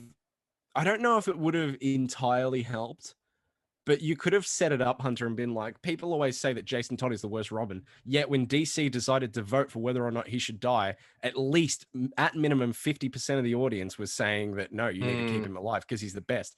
And if you set it up as that's at least, it was a very narrow people, margin. Yeah. Yeah, I mean, the argument obviously can then be termed, well, what about the other 50%? Yeah. But you're at least then like going, I mean, I only thought of that now. And There's then, no but then you fucking can way even we would have come up with that. You can even say, you would be like, yeah, You're on but the they spot. still It's chose to hard bring when you him back. disagree with the debate Oh, you're doing. Yeah, exactly. Yeah. But the thing is, you could have said like, yeah, but they brought him back for a reason because people liked him. Oh, that's a good point. Yeah. They didn't leave him dead. Yeah. Great If people don't like him, Sean, why Sean is just he- won. If people don't like him, then who's starring in Task Force Z? Exactly. I would have conceded victory if you had said that. I would have been like, if you just he's brought right, up like Task Force Z. Okay, I'm just gonna say real quick. Batman 119 is really good, but we'll just continue the debate to the No, episode. you can talk about it if you want to talk about Are you it, sure? talk about it. Yeah, I've got I want to talk about it. I want to talk about it. Okay. John, what do you have to Go say? for it. It's a good way to break it up because I think that because dinner no matter is what, so good. Variant. It's a good Oh my variant, god, though. you and It's the a good variants. variant. It's a good variant, but yeah, just variants. $1 extra. Yeah, this is 10 out of 10. This is one of the best Batman dinner. issues in forever. It gave me what I wanted. I didn't want Batman versus Lex Luthor. I wanted Bruce Wayne and Lex Luthor Versus interacting. Lex Luthor. And Yeah. that whole moment of just, The wine. Nightwing gave away all the money and Bruce just ready to beat the crap out of Lex just for disrespecting He both said that Alfred boy was and always a Nightwing. bit soft, wasn't he? And Bruce was Yeah. supposed to beat on him. You know what? If people want to send the account or my account, just send me panels of Batman knocking Lex Luthor out because I'm sure I can't think There's of a where lot. they exist, but There's probably a send lot. them to me because that's satisfying for me to see. For a page, Lex says that he has this bottle of wine that's like the only one in the world. And he explains like it's one of the most expensive wine ever. $20 million. Yeah, even a drop is worth more than most make in a year. He pops it open, pours himself a dumps glass, it. then dumps the rest on the floor just while talking to Bruce. Like, That's he's just such like at one point I was like, all right, that's kind of like cartoon comic book villainy, but that is such a statement of power. Just like yeah, don't care. And there's development here. He's not just like the evil mustache twirling villain. He says, as you know, I went through a few recent experiences and I learned a few things the hard way. Yeah. The world needs a Superman, just as it needs a Batman. It was interesting. It was interesting to Okay. hear him say that, because even I don't know if you got to it yet, but in Son of Kal-El Annual, like, Oh yeah, no, I read it. one of the things that is kind of explored is that Lex Luthor hates Clark Kent Superman, but that doesn't necessarily mean that he has to hate John Kent Superman. Mhm. Because like John Kent actually entertains Lex and gives him the time to like talk and everything. And I was upset by the end of that annual, because it did take the villainy with Lex just being like, you know what, call President Bendix and give him this information or whatever, him being like, you know, the classic villain. But I do like the idea of Lex, you know, he's out for himself. I don't want him to be a villain, but I want him to be more like, this works for me, and so this is what I'm doing. I don't care if it's villainous, I don't care if it's good, it just makes me look good, or, you know, helps my interests. Yeah, essentially. Yeah, New villain Abyss is revealed. very cool. Really cool first reveal. The lights go The out. coughing of the darkness or whatever. Yeah, the lights go out. Batman's in the dark. He puts on night vision, nothing. Puts on infrared, nothing. He can't see anything, but he can see himself. darkness your ally. I was Yeah. in it. He throws a flashbang, nothing. He's in the darkness, but he can see himself. It's like a spell almost. Yeah. His character named Abyss comes out, slices Batman's gut open, says, "I'm not dead, Batman. Go back to Gotham. Otherwise, you're risking loss in the Abyss forever." And then it's revealed at the end that Batman is blind, essentially. Yeah. In a way, like blind. You see himself though. It's weird. We don't know too much, but really cool stuff. Yeah, it was a very good issue. Williamson, Dialogue is so good. With great job, Williamson. Williamson's original characters are either hit or miss. I think Godspeed got good at the end. God, I want Godspeed to come back. They teased at the end of Williamson's Flash that Godspeed's like alive again. I want him to come back. JD and I interviewed him on a Hero Story, and he Yeah. said that he didn't plan on Godspeed coming back. Yeah, but that doesn't mean somebody else. You're not writing the Flash anymore. I was gonna say it doesn't mean that somebody else can't pick up the character. Yeah. So we'll see. Also, I think they should. Having a character written by one dude for his entire like lifespan is kind of stale. Like you need new you need new writers to come. See, the thing about Godspeed is you need new writers. Godspeed could be like a oh, this isn't a debate about Godspeed. Oh, sorry. I was trying oh, that's the issue. I get the issue 10. Like I think it's a great Batman issue. I also like the idea because the way people were talking about Godspeed is Godspeed's the Red Hood of like the Flash family. Yeah, he was gonna be. I think that's a really interesting thing to explore further, not just as a Red Hood fan, but just I think an anti-hero Flash is a lot cooler of a. I was with Daniel. We know I like anti-heroes before he got blown up. Yeah. But yeah, no. So is that all you read this week, Hunter? Yeah. Do you want to just get back into the debates? Can I just quickly recap what I read? Yeah. Suicide Squad, really good. Makes fun of the Avengers. Hold on, I'm just gonna say it was really good. Like it. Justice League Incarnate was really cool because they get stuck on the Earth. You're reading that? Okay. Yeah. They get stuck on the Earth. Someone has to. They get stuck on the Earth where Superboy Prime, like the Earth that's our world essentially. Oh, they're in the real world. They were in the real world, and they had to write a comic book to like get back to their world and everything. It was very interesting. I really liked it. Okay. But then the best of this week has to go to Superman Son of Kal-El #6 because I'm gonna read it later. I'm gonna take my headphones off. Okay, yeah. So Harper, you gotta hear this then. So hello. Give me a wave. Podcast. So what happens is John's new love interest, Jay, I believe it's Jay, goes to break into Star Labs to get the security footage of that's the one that's definitely evil, right? No, well, Hunter thinks evil, but right now it's just John Kent's first love interest in the series. And so he like goes into the building to get the footage of, I forget her name, but it's like Earthquake or something. It's the person that Bendix sent to have dropped on the Kent farm to destroy it, essentially. God. And so he breaks into the building because he has like powers where he can ghost through walls and stuff. And he gets in there and then he goes, John, I think we have a problem. All these guys are already knocked out. Somebody's here. And then somebody punches through him, but he ghosts and everything. And it's Damien. And Damien's just there like, what are you doing here? And then he goes, wait, hold on. I'm John Kent's friend. And Damien goes, bullshit. I'm John Kent's only friend. So who the heck are you? And then with that, Lois shows up dressed as like a Star Labs person doing this. So they're all doing the same thing. They're all going after the footage to help John. And so they're all sneaking in. And then Lois shows up, sees the both of them and goes, Damien? And then he goes, Miss Lane? And then she turns to the other guy because he's all masked up. I'm pretty sure it's Jay. And she goes, who are you? And then he goes, wait, Miss Lane, it's me. And she goes, oh, that's so sweet. You both came to do this for John. We all had the same idea. And then they just talk. And then Damien, the best part. So Jay and Lois are just talking about the footage that they recovered. And Damien is just grinning like an idiot at John, just going, and John goes, what? And then Damien says, I'm like set to be the world's greatest detective next, right? And also I'm your best friend and I'm very perceptive, right? And John goes, yeah. And then he just puts like his hand on his shoulder and goes, I'm happy for you, buddy, because he picks up on the fact that they're together and everything.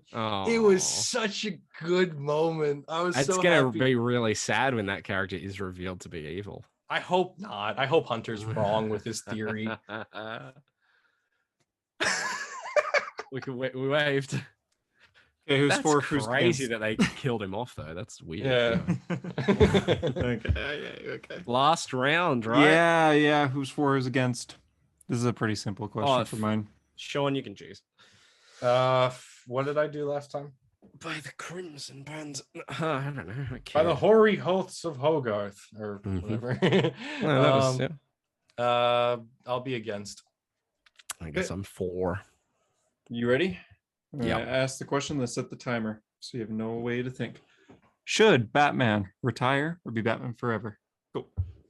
Well, I mean, the argument there is that like the only person who should be Batman is Bruce Wayne because he's the only one who's like depressed enough to be Batman. But I think with Batman's character, you can't just keep like over and over and over again putting him in these situations. Like he's got to at some point retire and have a life. I think the character has been stagnant for so long because he has just been the same Batman for like 70 fucking years. So you should move Batman past the point he's in. Whether or not he completely retires or not is up to the writers.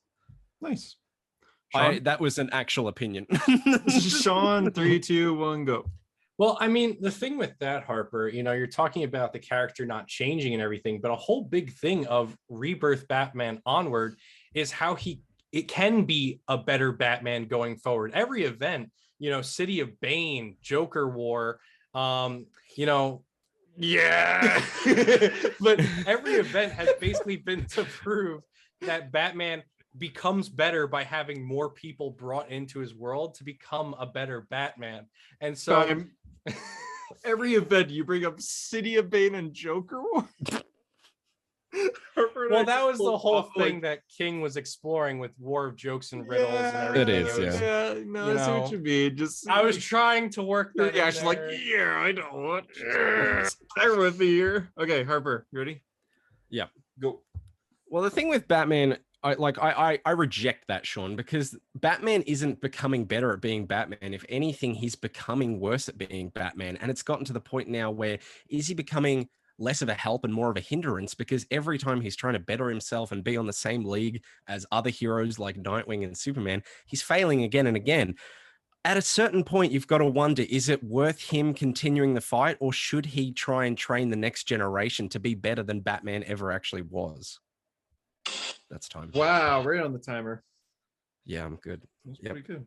When do I go? I need a haircut. No. Well, the thing is, Harper, you brought up, training the next generation and, he's always the only Batman. But if we look at other Batmen, nothing compares to Bruce Wayne. We've had Dick Grayson as Batman. The whole thing in Battle of the Cowl is who's going to be the next Batman. And I would argue that every Batman in that series, or Batman pretender, wannabe, what you want to say, doesn't measure up to Bruce Wayne. You know, it's either a Jason Todd who's killing people, or it's Dick Grayson who, you know, is not quite Batman. Wrong. No, Yeah, that's a good argument. The only thing I could think of for that is like Terry McGinnis, because I think I would argue I that, was avoiding Terry. I would argue that because he's good. Yeah, Grayson is a good Batman. I think he's a great Batman. He just wasn't given a lot of time to be a like. But the time that he had, I mean? even in, but he also doesn't suit the role, I guess. No. Is the problem. Yeah, but even in King's Run during Cold days, when Dick's back as in the Batman suit for a bit after Catwoman just leaves him, I think he's still good. Like, he's a good Batman. Anyway, remove your bias. Removing bias, I think Sean, you had a few hiccups.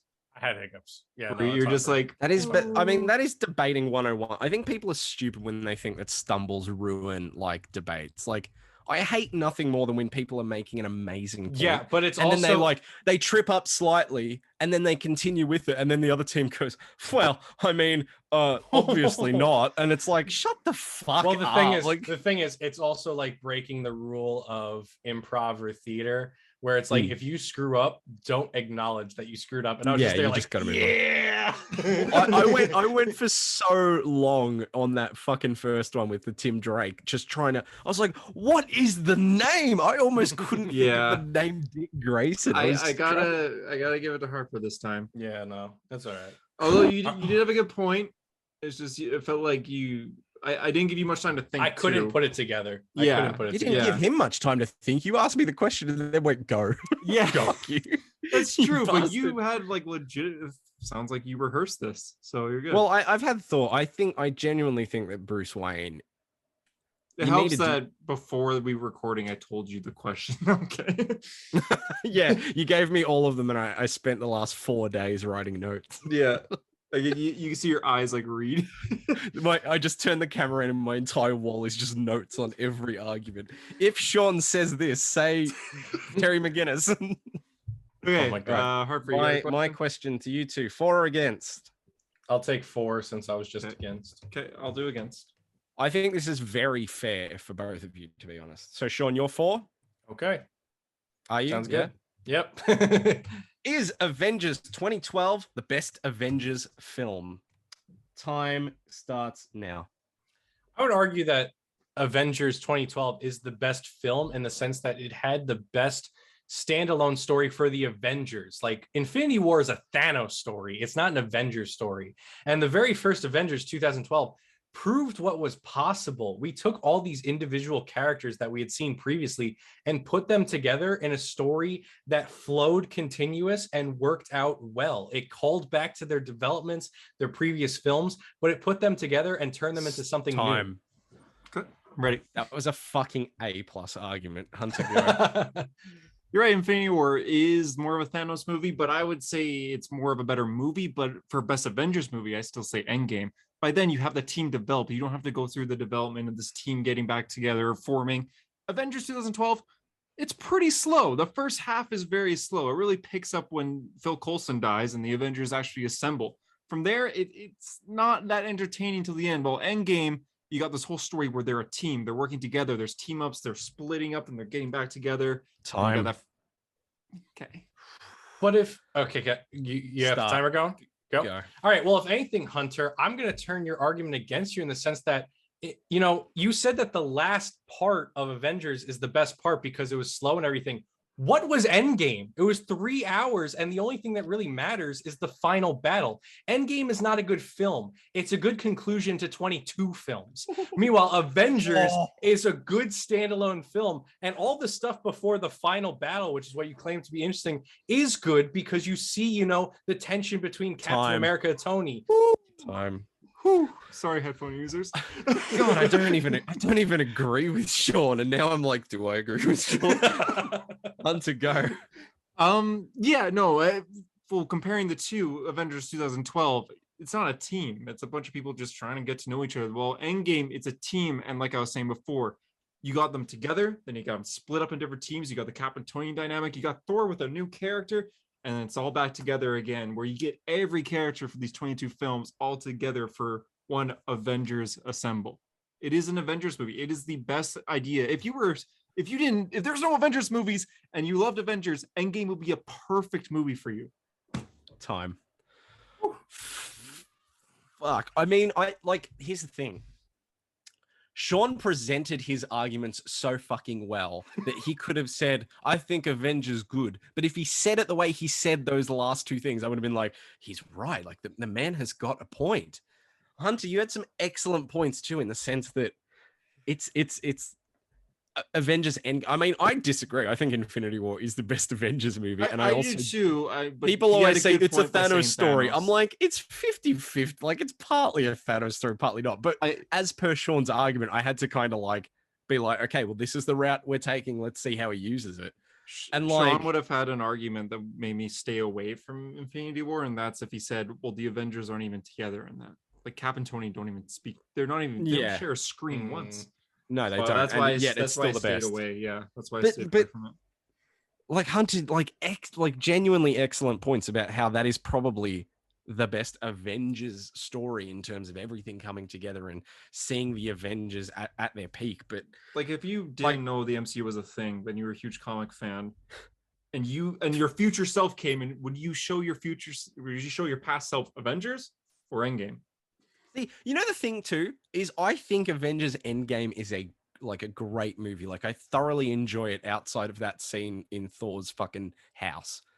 Outside of that scene, I think that movie is incredible. But when Sean said Endgame isn't a good movie, it's a good conclusion to 22 Yeah, movies. that killed murdered by words. Murdered by words. That was legitimately like a bar in like a fucking like actual battle rap. I was like, oh! Like the crowd just went wild. We had to like calm them down and be like, yo, no, calm down. Like, yeah, that was. Yeah. I have to give it to Sean just on the way he presented those arguments. That was arguably the best of the day. Sean, if you were rhyming there, my computer would have lit on fire. Yeah. Like, Sean came out and he went, "That's an awfully hard coffee pot," and we all went, "Yes." Well, see, that's the thing. I do think Infinity War is the best Avengers film, but that is my genuine belief. I do not think Endgame is a good standalone movie. I think it is a good conclusion to 22 movies. That's my honest belief. That's because you can't look at I mean, I look at the MCU movies like I'll watch one out of I might just watch a random one day, but that's because I've seen all the other ones. Like, it's a TV show, basically. You know what I mean? Mm-hmm. I watched the first. If you're watching, but again, even if you don't watch like the solo movies, you're an idiot if you just watch Endgame but not the other 3 Avengers movies. Like, it's a sequel. Like, what are you fucking doing? Anyway, Sean wins. Well done. Yeah, cool. Sean, last question. My last question. So hungry. All right, this one, I'm curious to see how it'll go. Oh God. Who's for, who's against? Oh yeah. I'll leave it up to you, Harper. I'll go against. Okay. Okay. No time travel story in comics or comic media is a 10 out of 10. That's a confusing question. So I'm saying, am I against that? Yeah. So no time travel story is like a home run. You're saying like a statement, not a question. No, he's saying like, do you agree that no time travel story is ever excellent? Oh, so I'm saying yes. No, there's no. Okay, I think I understand. You're saying like there are examples, and I'm saying I'm saying there is. Oh, no, he's saying that there's no example of a 10 out of 10. You're against it, saying there is an example. Oh, thank fuck. Oh no, wait. Okay, all right. Hunter, sorry. I'm saying there's no example. There's no example of a 10 out of 10. For the idea that there is here we go. Example. All right, ready? Yep. Go. I don't know if this is unpopular or not, but I think it is a very high opinion between us, at least, that the best superheroes are usually street level heroes. Batman, Daredevil, just the Defenders, or even just low level Bat family characters. And the best stories come from these stories. Everyone's so excited for the Batman, but Batman's never going to deal with time travel because it's dealing with just on the streets fighting criminals with very little powers, if any. Time travel is very cosmic, and you kind of have to these cosmic. This is hard. Leave it to Hunter to say cosmic. Is it just comic book media? You say no, it's anything. It's a comic books, comic media. There's no 10 out of 10 story. Yeah, okay. But don't talk about like Back to the Future. Yeah, no. All right. Ready, Harper? Ready? Yep. Go. You know how there's a general perception that horror movies across the board aren't very good and that you'll never find horror movies that are 10 out of 10s? Well, I would say tell that to Psycho and tell that to Halloween and tell that to The Shining. And when it comes to time travel stories in comic books, I would say tell that to Matt Fraction's Defenders, which is a 12-issue series where you go through 11 issues of a story and then right at the end, they reverse everything that happens in it. And it's one of the most interesting books you will ever read. You know why? Because it did something unique. It did something you hadn't seen before. It wasn't just someone moping around wondering, fuck. Well, you That sold should me have on been a comic, 45 but seconds.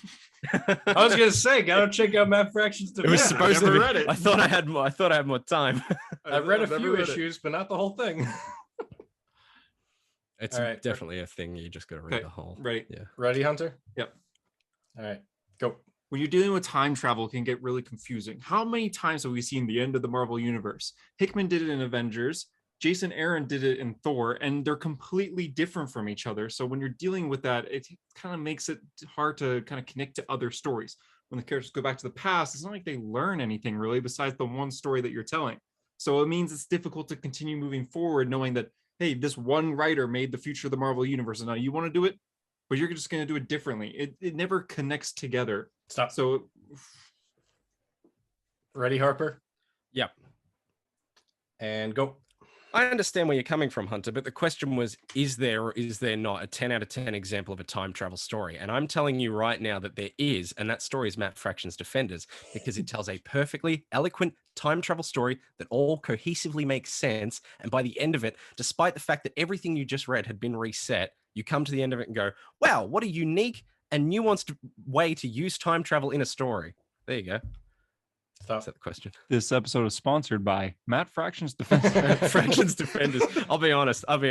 It's like an 8 out of 10. It's a good book, but like, it's not the I'm best. gonna add it to my Marvel Limited library. I genuinely, I'll tell you this right now. We got halfway through the first round. I don't remember what the question was. Is there a 10 out of 10 time travel story? No, the question was, it was a statement that you had to agree or disagree with it. And the statement was, okay. no time travel story is a 10 out of 10. Oh, okay. Yeah. And the reason I thought of it was JD talking about how he always wanted to see Mark Waid's time travel story with Flash. And so I'm surprised that Harper didn't bring up Flash at all, but his Flash has shit time travel stories. That's why. Is this Well, I Except meant for like any Flash Flash. Zero. yeah. So that's Flash the thing. Zero is like the only good one. Like, Red She-Hulk's on the team? yes. Okay. Yeah, Betty Banner. Saved a library. It's a great I'm book, gonna man. read it. I'm gonna commit. It's one of those books, Hunter, you'll be like 4 issues in and like, where is this going kind of thing? And then by the end of the 12 issues, you're like, fuck yeah, that was Keep in worth mind, Hunter just said I'm going to commit, but he also committed to reading all of Daredevil. it. That's a hero story. You swear on a hero story on this podcast. Who won that? I haven't decided yet. I mean, Hunter gives the most obvious arguments in the sense of it gets too convoluted, it can be distracting. But the thing was, you just had to prove that one was a good 10 out of 10. And Harper, I feel like, did that. However, Almost I do got think me. it hurt. It hurt your Almost. argument when you just like, even in the second round, we're just like Defenders. Like first round was see Defenders, but then the second round you're just like, we'll see Defenders. I And had so- to continue on because Hunter was like, yeah, okay, Defenders. And I was like, but that was the point of the question, wasn't it? Like, you made me But- feel bad. But that's I the was thing. So like "Oh." in terms of like, you know, whatever, I feel like it was weaker to just be like Defenders, because that's pretty much what the second round sounded like. It just sounded like you going Defenders. But yeah. honestly, if you're trying to prove that just one is a 10 out of 10, I feel like it worked. So I got to give it to Harper. Wow. I'm I gonna got it with a good example, but poorly formulated. Terry Dodson on the covers for this is so good. Oh my For god, dude! Defenders? Do you know what crushes me about that series? Is he does the art for the entirety of the first book, and then the Mhm. second book, it's not him. Oh, Mm, But it's so like good. it's still good. Oh no, actually, the 7th issue he does the art on, because the opening page of that 7th issue is Terry Dodson drawing an entire page of Black Cat, and I remember seeing it and going like, oh my, somewhere in the world, Sean just like perked up and his heart started racing. Like, What issue is this? yeah. What year did it come out? But Terry 2012? Dodson, Yeah, honestly, just 2012. I just like one of the best. as soon as it artists hit in the game. shelves, I was just there like, I sense a disturbance in the fall. But honestly, the Black Cat, the way he draws leather shining, very, very well done. Yeah. Yeah. I Good like his series. fantastic. I will say, Four I don't X-Men think The Shining covers. is a 10 out of 10. Unpopular opinion. I agree. It's an 8. But anyway. Yeah. That's a hero story. If you I think enjoyed Doctor these- Sleep, I'll give it 10 out of 10. Oh, I love Dr. Doctor Sleep. Oh, If God. you So good. enjoyed these debates, let us know, and we'll. I don't know why I'm saying this so strangely.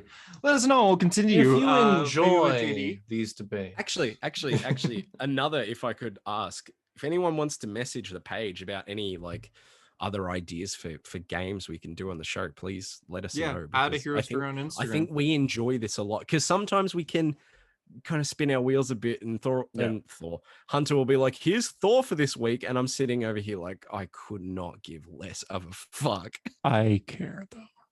I know. I you gotta do. be honest. Like, I feel like this keeps it interesting because it's not the formulaic news comics. Like, instead, it's more just like, what do we know? What do we like? I feel like there's more passion when we do quizzes and even if we don't do a quiz one day, I'm down just to talk about comics in general. If you're reading a lot of Daredevil right now, Harper, I'm reading a lot of Avengers. I wouldn't mind talking about that stuff.